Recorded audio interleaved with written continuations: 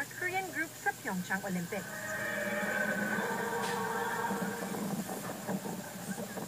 Kaya naman maraming fans ang pumupunta sa Korea para lang mapanood ng live ang kanilang mga idolo. Sa totoo lang, marami na akong concert na inattendan at kinover. Blackpink. Pero ito ang unang beses na pupunta ako sa isang V1A4. K-pop concert. Girl, Dahil kind newbie lagi. ako, sasamahan ako ng isang certified fan for this part of our trip. Mariah, ito yung K-pop concert. Ito na talaga yung pinakaabangan natin, ano? Yes, opo. And in the Philippines po, nag-a-attend naman ako ng K-pop concert. So this is the first time na mag-a-attend ako ng K-pop concert sa Korea. Wow. So, very exciting.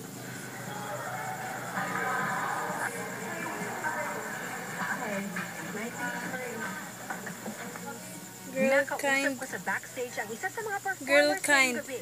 Sila ang Girl Kind, isang all-girl group na baguhan lang sa industriya.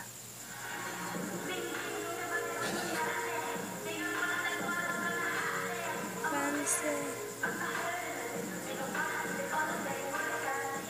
You make it seem easy what you're doing, but I'm sure it's not. How hard do you have to train to do the moves that you do for on stage? Is it as hard as I think it is, or is it easier? 평균적으로 저희 5명 More than 2 years kami nag-training bago maging K-pop artist. After nun, tuwing may performance, more than 100 times namin inuulit para perfect. Minsan sa isang araw, hanggang 12 hours kami nagpa-practice. Samuel. Nakausap din natin si Samuel, isang Korean-American na naging kalahok sa isang reality show sa South Korea. Hindi man siya pinalad na manalo at maging bahagi ng isang bagong boy band na binuo mula sa programa. 101. Nag-launch naman ang career si Samuel bilang isang solo artist. So why do you think what makes Korean pop stand out? K-pop right now is very viral and very famous Yeah. all around the world. And there's a lot of songs like Type, a lot of male groups, girl groups, and solo artists. And I think it's very, to me, K-pop is very random. Iba-ibang klase pala talaga ng music ang meron sa tinatawag na K-pop. May upbeat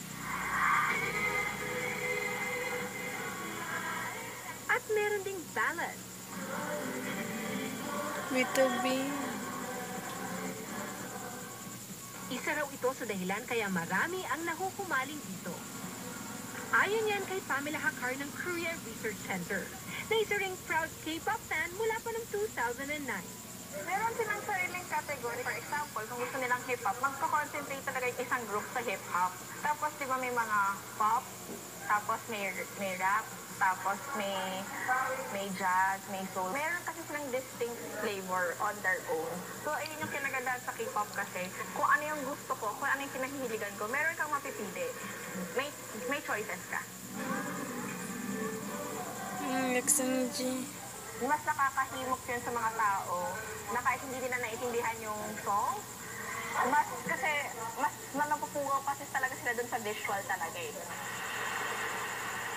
Bukod sa K-drama at music, isa pang kinahuhumalingan ng K-fanatics ang Korean food.